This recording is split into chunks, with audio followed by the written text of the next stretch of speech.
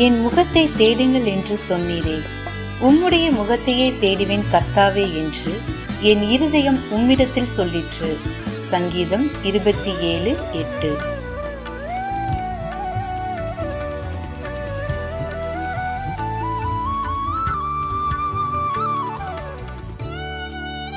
When thou said, Seek ye my face, my heart said unto thee, Thy face, Lord, will I seek. Psalms 27:8. ஆண்டவரும் இரட்சகருமாகிய இயேசு கிறிஸ்துவின் நாமத்தினாலே உங்கள் ஒவ்வொருவருக்கும் காட் கூசிஸ் மினிஸ்ட்ரி சார்பாக புத்தாண்டு வாழ்த்துதலை தெரிவித்துக் கொள்கிறேன். தேவனாகிய கர்த்தர் தம்முடைய பெரிதான கிருபையினாலே 2024 ஆண்டிலே நம்மை பிரவேசிக்க செய்திருக்கிறார். அவருக்கு ஸ்தோத்திரமும் கனமும் துதியும் மகிமையும் உண்டாவதாக. நமது ஊழியத்தின் மூலமாக ஒவ்வொரு நாளும் தேவ வார்த்தைகளை பகிர்ந்து கொண்ட தேவ ஊழியர்களையும் குடும்பங்களையும் தேவனாகிய கர்த்தர் ஆசீர்வதிப்பாராக. ஒவ்வொரு நாளும் இன்றைய மன்னா செய்தியை கேட்டு பிரயோஜனம் அடைந்த அநேகருடைய சாட்சிகளை இம்மட்டும் கேட்டிருக்கிறோம்.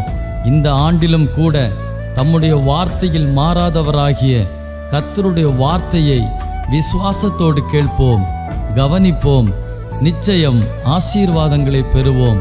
கடந்த நாட்களில் நாம் கண்ட எல்லா துயரமான சூழ்நிலைகளிலிருந்து கர்த்தர் நம்மை விடுவித்து இந்த புதிய ஆண்டிலே தேவன் தமது வார்த்தைகளை நிச்சயம் நிறைவேற்றுவார் என்ற விசுவாசத்தோடும் நம்பிக்கையோடும் காத்திருப்போம். தேவனுடைய வார்த்தைகளுக்கு கீழ்ப்படிய நம்மை நாமே ஒப்பு கொடுப்போம். கர்த்தர் மகத்துவமான காரியங்களை செய்வதற்கு வல்லமையுள்ளவர். நம்முடைய நம்பிக்கை வீண் போகாது. தேவன் சகலவற்றையும் அதினதின் காலத்திலே நேர்த்தியாய் செய்கிறவர். இந்த புதிய ஆண்டையும் கூட நமக்கு தேவன் தந்திருக்கிறார். கடந்த ஆண்டிலே நம்மோடு கூட இருந்தவர்கள் அநேக பரிசுத்தவான்கள் கர்த்தருடைய இளைப்பாறுதலுக்குள் பிரவேசித்திருக்கிறார்கள். ஆகிலும் நம்மை கொண்டு தமது திட்டங்களை நிறைவேற்றும்படியாக தேவன் நம் ஒவ்வொருவரையும் ஜீவனோடு பாதுகாத்து இந்த புதிய ஆண்டிற்குள் பிரவேசிக்க செய்திருக்கிறார். நல்ல எதிர்பார்ப்போடும் விசுவாசத்தோடும் காத்திருப்போம். இந்த ஆண்டு மகிமையாக துவங்கட்டும். கர்த்தர் தாமே இந்த ஆண்டு முழுவதும் உங்களையும் உங்கள் குடும்பங்களையும் ஆசீர்வதிப்பாராக. ஆமென்.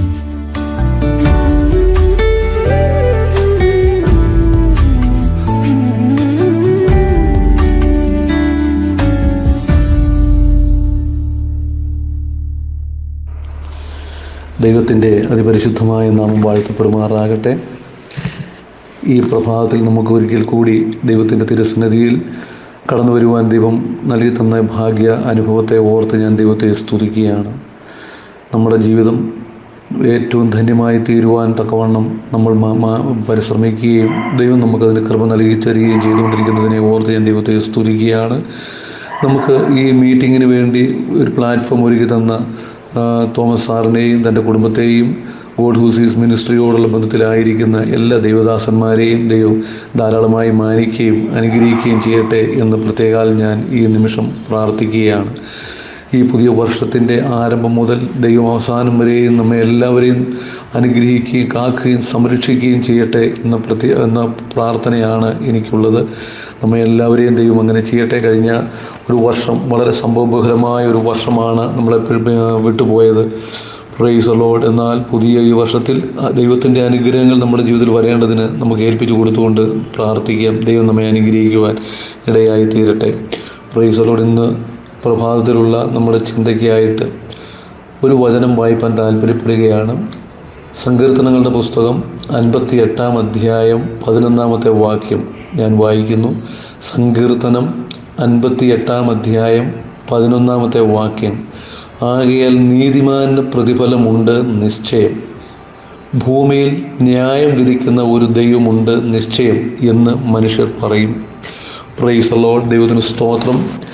ഈ 2024 ജനുവരി മാസം 16-ാം തീയതി പ്രഭാതത്തിൽ നമ്മുടെ ദൈവസന്നിധിയിൽ ഒരുമിച്ചായിരിക്കുമ്പോൾ ദൈവത്തിൻ്റെ വചനം നമ്മെ പഠിപ്പിക്കുന്ന ഒരു തത്വം നമ്മൾ വായിപ്പാനിടയായി. അതിങ്ങനെയാണ്. സങ്കീർത്തന പുസ്തകം 58-ാം അധ്യായം 11-ാമത്തെ വാക്യം പറയുന്നത്, നീതിമാന് പ്രതിഫലമുണ്ട് നിശ്ചയം, ഭൂമിയിൽ ന്യായം വിധിക്കുന്ന ഒരു ദൈവമുണ്ട് നിശ്ചയമെന്ന് മനുഷ്യർ പറയും.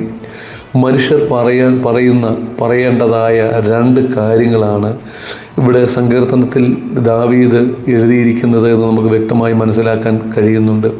അതിപ്രകാരമാണ് എഴുതിയിരിക്കുന്നത്: നീതിമാന് പ്രതിഫലമുണ്ട്, അത് നിശ്ചയമാണ്. തീർച്ചയായിട്ടും നീതിമാനായി ജീവിക്കുന്ന ഒരു വ്യക്തിയെ സംബന്ധിച്ചിടത്തോളം അവൻ ദൈവത്തിൻ്റെ പ്രതിഫലം, ദൈവത്തിൻ്റെ അനുഗ്രഹങ്ങൾ അവൻ പ്രാപിക്കും.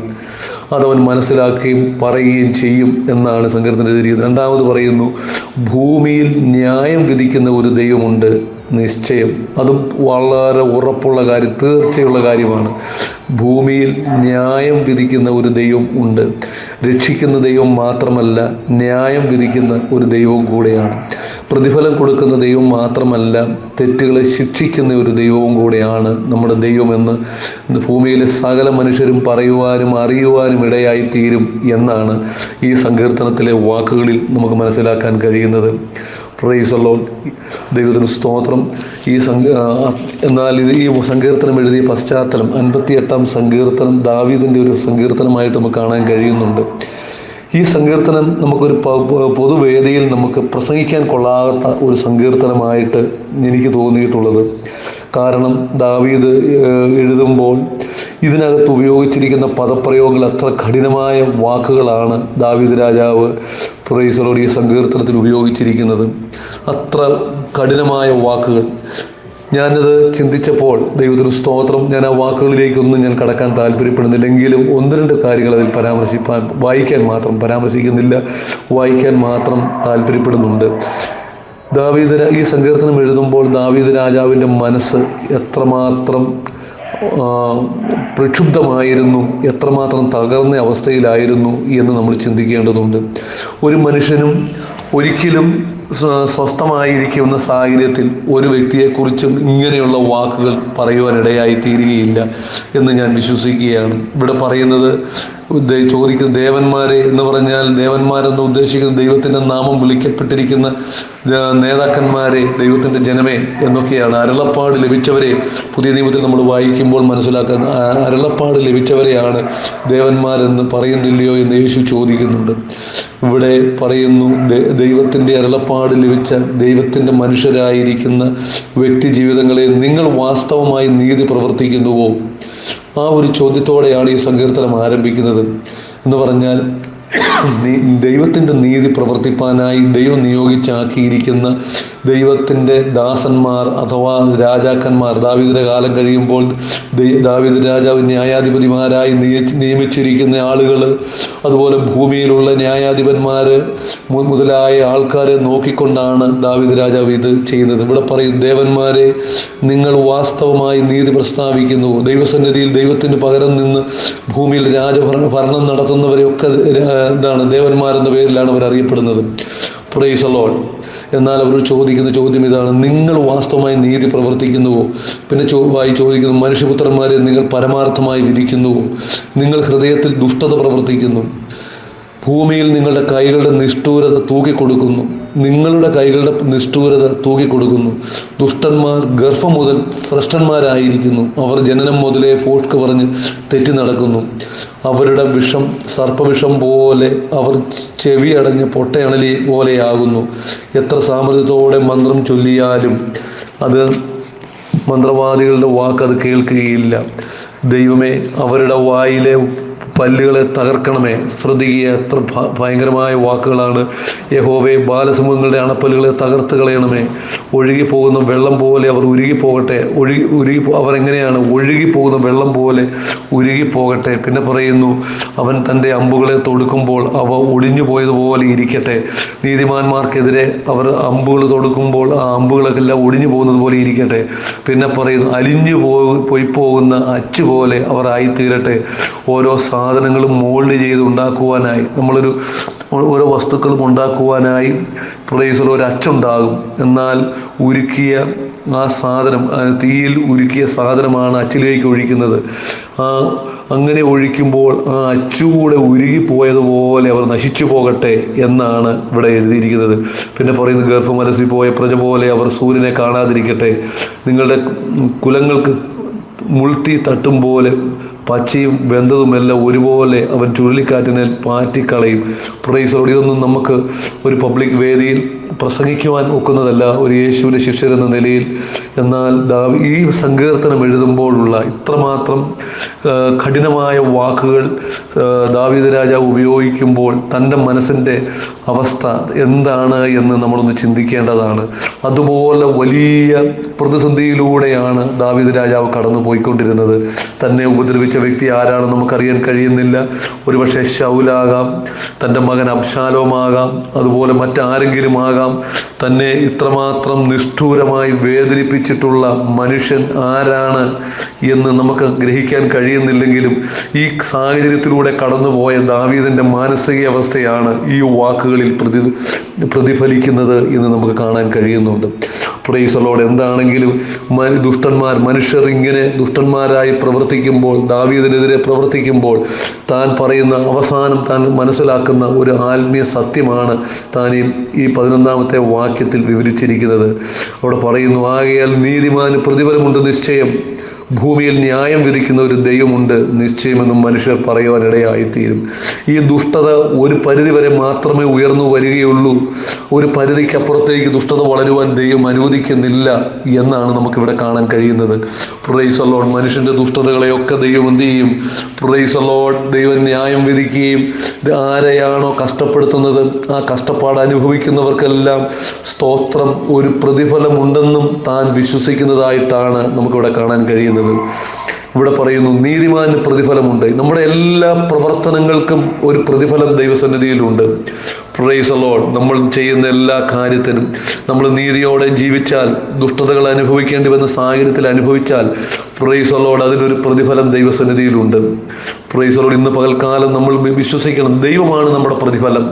Price the lord. നമുക്ക് ആരാ പ്രതിഫലം നൽകുന്നത്? നമ്മുടെ പ്രതിഫലം ദൈവമാണ് നമുക്ക് പ്രതിഫലം നൽകുന്നത്. Price the Lord. ഈ ഭൂമിയിൽ ഉള്ള ഒരു മനുഷ്യരും തരുന്ന പ്രതിഫലത്തിനൊക്കെ പരിധിയുണ്ട്.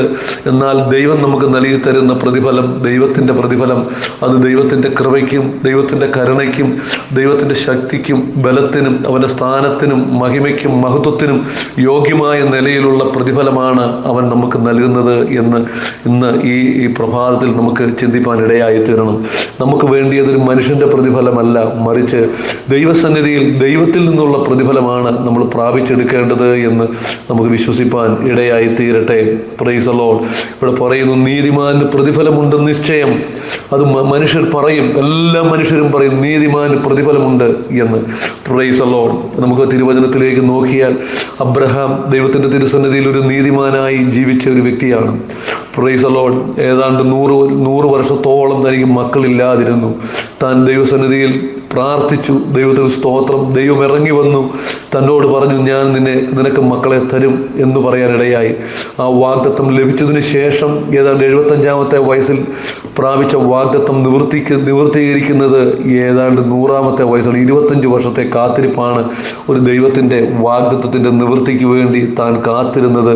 അതൊരു ചെറിയ കാലഘട്ടമല്ല എന്ന് നമ്മൾ തീർച്ചയായും വിശ്വസിക്കേണ്ടതാണ്. ഒരു രാത്രിയിൽ ദൈവം അബ്രഹാമിൻ്റെ അടുക്കൽ കടന്നു വന്നിട്ട് അബ്രഹാമിനോട് ദൈവം അരുളി ചെയ്യുകയാണ്, അബ്രഹാമേ, സ്തോത്രം, നീ എൻ്റെ മുമ്പാകെ നിഷ്കളങ്കനായി മാത്രം ഇരിക്കുക, ഞാൻ നിൻ്റെ അതിമഹത്തായ പ്രതിഫലമാകുന്നു. Praise the lord. അബ്രഹാം ജീവിക്കുന്ന സാഹചര്യത്തിൽ പലതിലേക്കും തെറ്റിപ്പോകാവുന്ന സാഹചര്യങ്ങൾ തനിക്കുണ്ടായിരുന്നു. തന്നെ വിളിച്ച ദൈവത്തെ നോക്കിയാണ് താൻ ഇറങ്ങിപ്പോന്നതെങ്കിലും പ്രൈസ് ദി ലോർഡ്, തനിക്ക് പിന്മാറിപ്പോകാനുള്ള സ്വാതന്ത്ര്യങ്ങൾ തനിക്കുണ്ട്. സ്തോത്രം. പല പല ഘടകങ്ങൾ തൻ്റെ മുമ്പിലുണ്ട്. എന്നാൽ ദൈവം അബ്രഹാമിനോട് ആവശ്യപ്പെടുന്ന ഒരൊറ്റ കാര്യമാണ്, നീ എൻ്റെ മുമ്പാകെ നിഷ്കളങ്കനായി മാത്രം ഇരിക്കുക. നീ എൻ്റെ മുമ്പാകെ, 18-ാം ഉൽപ്പത്തി പുസ്തകം 18-ാം അധ്യായമാണെന്നാണ് എൻ്റെ ചിന്ത. അവിടെ എഴുതിയിരിക്കുന്നു, നീ എൻ്റെ മുമ്പാകെ നിഷ്കളങ്കനായി മാത്രം ഇരിക്കുക. 18-17 ആയിരിക്കാം. ദൈവത്തിന് സ്തോത്രം. ഞാനാണ് നിന്റെ പ്രതിഫലം, യഹോവയാണ് പ്രതിഫലം. ആരാണ് പ്രതിഫലം? അബ്രഹാമിൻ്റെ പ്രതിഫലം യഹോവയായ ദൈവമാണ് പ്രതിഫലം. Price the Lord. പ്രിയമുള്ളവരെ, നമ്മൾ ഈ പ്രഭാതത്തിൽ നമ്മൾ മനസ്സിലാക്കണം, ദൈവത്തിന് സ്തോത്രം, അബ്രഹാം ദൈവത്തിൽ വിശ്വസിക്കുകയും ദൈവം അത് നീതിയായി കണക്കിടുകയും ചെയ്തു. Price the Lord. തനിക്ക് ദൈവം ആശ്വാസമായിട്ട് ഒരു മകനെയാണ് ദൈവം കൊടുത്തത്. വാഗ്ദത്ത സന്തതിയായിട്ട് ഒരു മകനെ കൊടുത്തു. നമുക്കറിയാം, അബ്രഹാം ആ മകൻ്റെ മകനെയും കൊച്ചുമക്കളെയും കണ്ടതിന് ശേഷമാണ് ദൈവസന്നിധിയിൽ കർത്തൃസന്നിധിയിലേക്ക് ചേർക്കപ്പെട്ടത് എന്ന് നമുക്ക് വചനത്തിൽ നമുക്ക് മനസ്സിലാക്കാൻ കഴിയുന്നുണ്ട്. എന്നാൽ അവിടം കൊണ്ട് വാഗ്ദത്തങ്ങളിൽ നിന്നോ ഇല്ല. ദൈവം പറഞ്ഞു, നിന്റെ സന്തതി ഭൂമിയിലെ ഏറ്റവും അനുഗ്രഹിക്കപ്പെട്ടിരിക്കും. ഭൂമിയിലെ സകല ജനങ്ങളും നിന്നെ അബ്രഹാം പ്രൈസ് ദി ലോർഡ് എന്ന് വിളിക്കും. ബഹുജാതികൾക്ക് പിതാവ് എന്നുള്ള അർത്ഥം. Price the Lord. ദൈവം കൊടുത്ത പ്രതിഫലമാണ് ഇന്നും നമ്മൾ ഓരോരുത്തരും ആ അബ്രഹാം പിതാവിൻ്റെ മക്കളായിട്ടാണ് ഈ ഭൂമിയിൽ നമ്മൾ ആയിരിക്കുന്നത്. അവരുടെ സ്വന്തം വംശമാണ് ഇസ്രായേൽ ജനങ്ങൾ.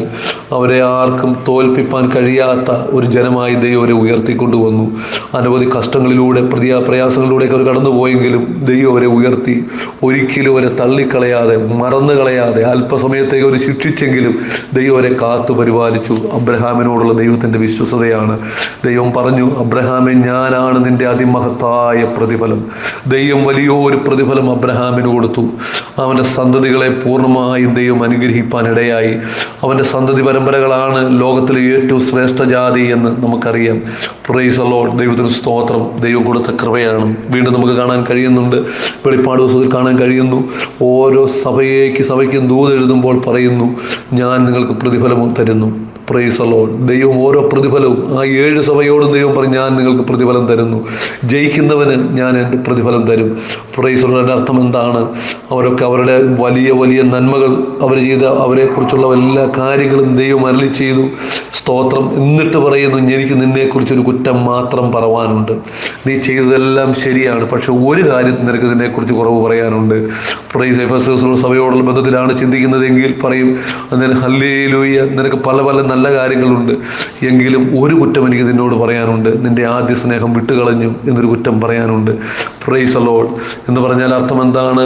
അബ്രഹാം സ്തോത്രം, ആ സഭ പ്രാപിക്കേണ്ട, ആ ജനം പ്രാപിക്കേണ്ട പ്രതിഫലം പ്രാപിക്കാൻ കഴിയാതെ അവരുടെ കൃപയിൽ നിന്ന് അല്പം താഴോട്ട് പോയി താഴ്ച സംഭവിച്ചു. അതുകൊണ്ട് ആ നിലയിലുള്ള ദൈവത്തിൻ്റെ അനുഗ്രഹങ്ങൾ അവർക്ക് പ്രതിഫലം പ്രാപിപ്പാൻ കഴിയാത്തത് കൊണ്ട് ദൈവം അവരോട് പറയുകയാണ്, നീ ഉയർന്നു വരണം, നീ എഴുന്നേറ്റ് വരണം. എവിടെ നീ വീണിരിക്കുന്നു അവിടെ നിന്ന് എഴുന്നേറ്റ് വന്ന് സ്തോത്രം എന്നാൽ വരികയാണെങ്കിൽ ഞാൻ നിനക്ക് പ്രതിഫലം തരും. Praise the lord. കേൾപ്പാൻ ചെവിയുള്ളവൻ കേൾക്കട്ടെ. Praise the lord. ഇവിടെ പറയുന്നത് എന്താണ്? ദൈവം വെച്ചിരിക്കുന്ന ആ സ്റ്റാൻഡേർഡിൽ നിന്ന് പ്രൈസ് ദി ലോർഡ് താണു പോകാതെ അതിൽ നിലനിൽക്കുവാൻ, അത് ഉയർന്നു വരുവാൻ, ആ നിലവാരത്തിലേക്ക് ഉയർന്നു വന്നാൽ നിനക്ക് പ്രതിഫലമുണ്ടെന്നാണ് പറയുന്നത്. ഈ 7 സഭയോടും ദൈവം പറയുന്ന കാര്യം ഇത് തന്നെയാണ്. പല പല കുറവുകൾ പറഞ്ഞിട്ട് പറയും, നിനക്കൊരു പ്രതിഫലമുണ്ട്. പ്രൈസ്, അത് നിവർത്തിച്ച് നീ കൊണ്ടുവരിക, അതിനെ നീ പരിഹരിക്കുക. ദൈവത്തിന് സ്തോത്രം. നിനക്ക് പ്രതിഫലമുണ്ട്. പ്രൈസ്. ദൈവം നമുക്ക് പ്രതിഫലം തരുന്ന ദൈവം തന്നെയാണ്. നമുക്ക് ഇന്ന് രാത്രി ഈ പ്രഭാതത്തിൽ നമുക്ക് വിശ്വസിപ്പാനിടയായി തീരട്ടെ. ദൈവത്തിന് സ്തോത്രം. വീണ്ടും നമുക്ക് കാണാൻ കഴിയുന്നു, ദൈവത്തിന് സ്തോത്രം, ദൈവം നമുക്ക് പ്രതിഫലം തരുന്ന ദൈവമാണെങ്കിൽ അതുപോലെ ഭൂമിയിൽ ന്യായം വിധിക്കുന്ന ഒരു ദൈവവുമുണ്ട്. ദാവീദിൻ്റെ ചിന്തയോടുള്ള ബന്ധത്തിൽ നമ്മൾ ചിന്തിക്കുമ്പോൾ, ദാവീദിൻ്റെ ശത്രുക്കൾ തനിക്കെതിരെ പ്രവർത്തിച്ചിട്ടുള്ള വ്യക്തികളെ താനൊരു ശാപം പറയുന്നത് പോലെയാണ് ഇവിടെ പറയുന്നതെങ്കിലും പ്രൈസ് താൻ വിശ്വസിക്കുകയാണ്, ഭൂമിയിൽ ന്യായം വിധിക്കുന്ന ഒരു ദൈവവും കൂടെയാണ് നമ്മുടെ ദൈവം. അങ്ങനെ ഒരു ദൈവവും കൂടെ ഉണ്ട് എന്ന് നമ്മൾ പറയണം എന്നാണ് ഇവിടെ നമുക്ക് കാണാൻ കഴിയുന്നത്. ഏത് തെറ്റിനും ദൈവത്തിൻ്റെ തിരുസന്നിധിയിൽ ശിക്ഷാവിധി ഉണ്ടാകും. അത് ദൈവത്തിന് മുഖപക്ഷമില്ല എന്ന് നമ്മൾ അറിയുന്നു. Price the Lord. ദൈവത്തിന് സ്തോത്രം. ദാവീദ് ദൈവത്തിൻ്റെ തിരുസന്നിധിയിൽ നീതിമാനാണ്, ദൈവത്തിൻ്റെ ഹൃദയപ്രകാരമുള്ള ഒരു മനുഷ്യനാണ്. ദൈവം ഒരു മനുഷ്യൻ എങ്ങനെയായിരിക്കണമെന്ന് ദൈവം ആഗ്രഹിക്കുന്നു, അതേ നിലവാരത്തിലെത്തിയിട്ടുള്ള ഒരു മനുഷ്യനാണ് ദാവീദ് രാജാവ് നമുക്കറിയാം. എന്നാൽ പ്രൈസ് ദി ലോർഡ് തൻ്റെ ജീവിതത്തിൽ ഒരു തെറ്റുകൾ സംഭവിച്ചപ്പോൾ ദൈവം ആ തെറ്റിനെയൊക്കെ ശിക്ഷിപ്പാൻ ഇടയായി തീർന്നു എന്ന് ദാവീദിന് ഉത്തമ ബോധ്യമുണ്ട്. Price the Lord. ദൈവം ന്യായം വിധിക്കുന്ന ദൈവമാണ്. ആരാണ് ന്യായം ദൈവമാണ് ന്യായം വിധിക്കുന്നത്. പ്രൈസ്. നമുക്കറിയാം, സോദോം ഗോമോറ ദുഷ്ടത കൊണ്ട് നിറഞ്ഞു നിന്ന സ്ഥാനത്ത് പ്രൈസ് ദി ലോർഡ് ആ ദേശത്തെ ന്യായം വിധിപ്പാൻ ദൈവം എഴുന്നേറ്റ് വന്നു. Price the Lord. ദൈവം ന്യായം വിധിക്കുന്ന ദൈവവും കൂടെയാണ്. സോദോമിനെ ഗോമേറയെ ദൈവം ന്യായം വിധിച്ചു.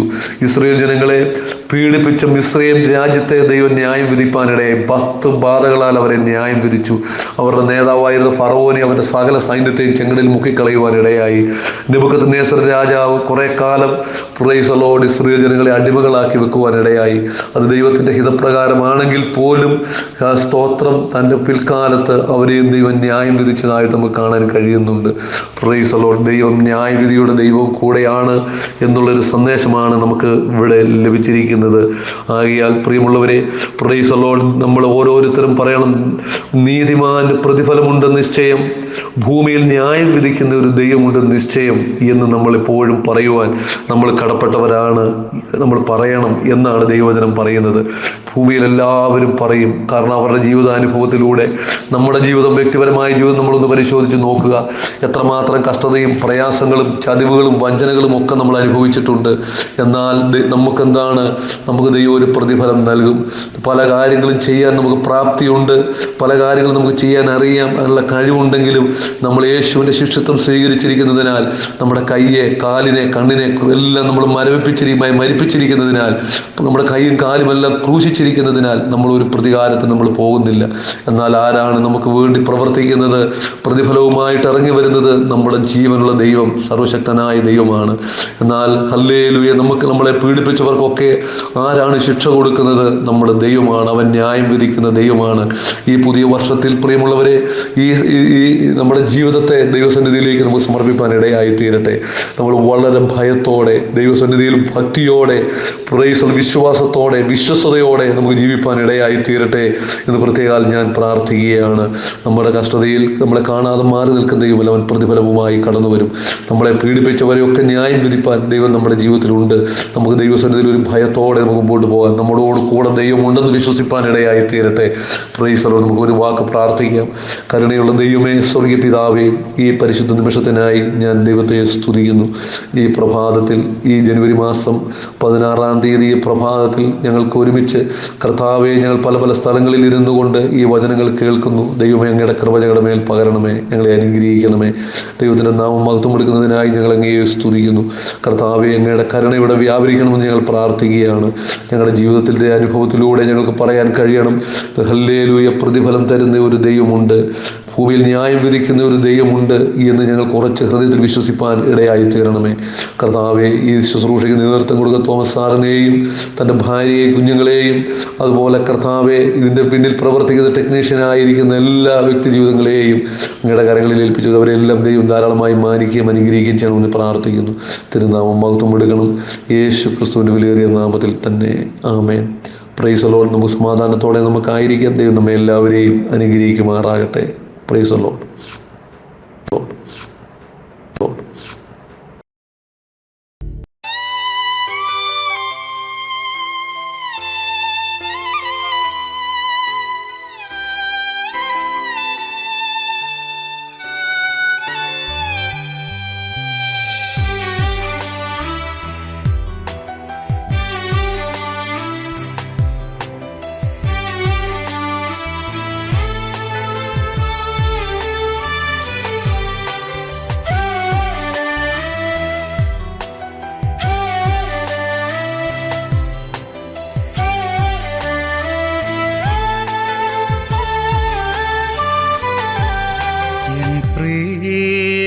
ഗീതമാ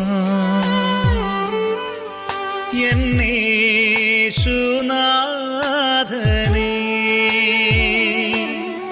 എൻ പ്രേമഗീതമാ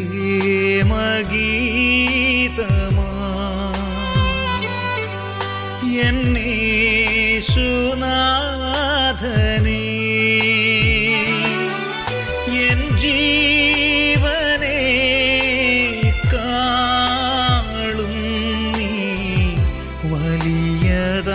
വലിയതാണെനിക്ക്, എൻ ജീവനേ കാളും നീ വലിയതാണെനിക്ക്. ആരാധന ആരാധന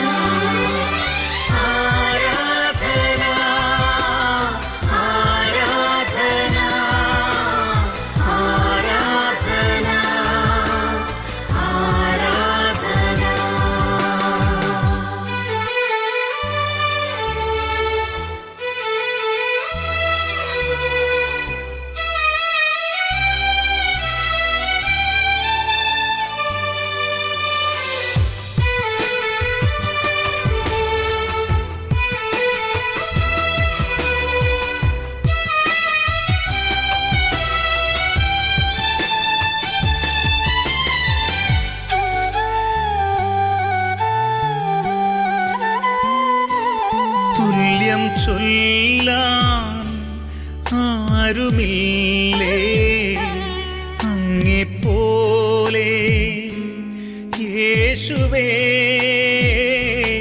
തുല്യം ചൊല്ലാൻ ആരുമില്ലേ അങ്ങെപ്പോലെ യേശുവേ. ജീവനേ സ്വന്തമേ അങ്ങേ മാർവിൽ ചാരുന്നു ഞാൻ. ജീവനേ സ്വന്തമേ അങ്ങേ മാർവിൽ ചാരുന്നു ഞാൻ. ആരാധന ആരാധന ആരാധന ആരാധന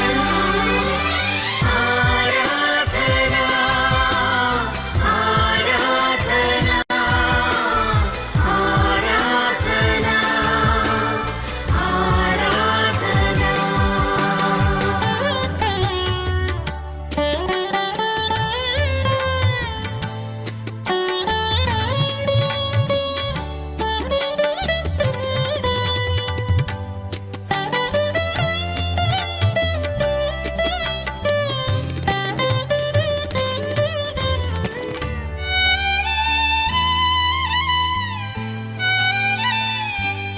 നിന്നെ പോലെ സ്നേഹിച്ചിടാൻ ആവതില്ല ആർക്കുമേ.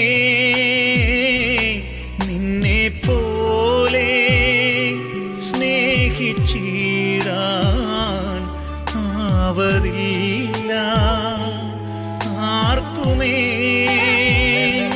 സ്നേഹമേ പ്രേമമേ നിന്നിൽ ഞാനും ചേർന്നിടുന്നു. സ്നേഹമേ പ്രേമമേ നിന്നിൽ ഞാനും ചേർന്നിടുന്നു.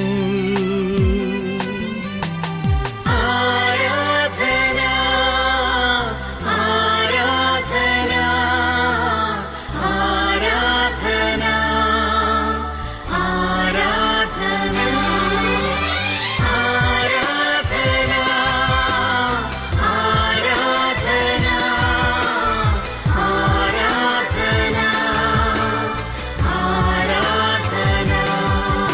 എൻ പ്രേമഗീതമാ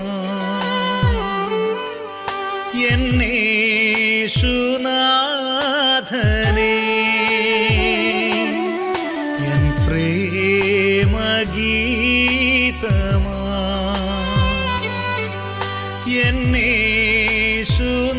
എന്നേശുനാഥനേ.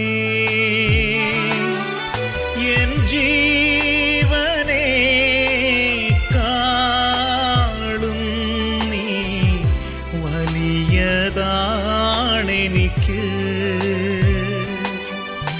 എൻ ജീവനേ കാളും നീ വലിയതാണെനിക്ക്.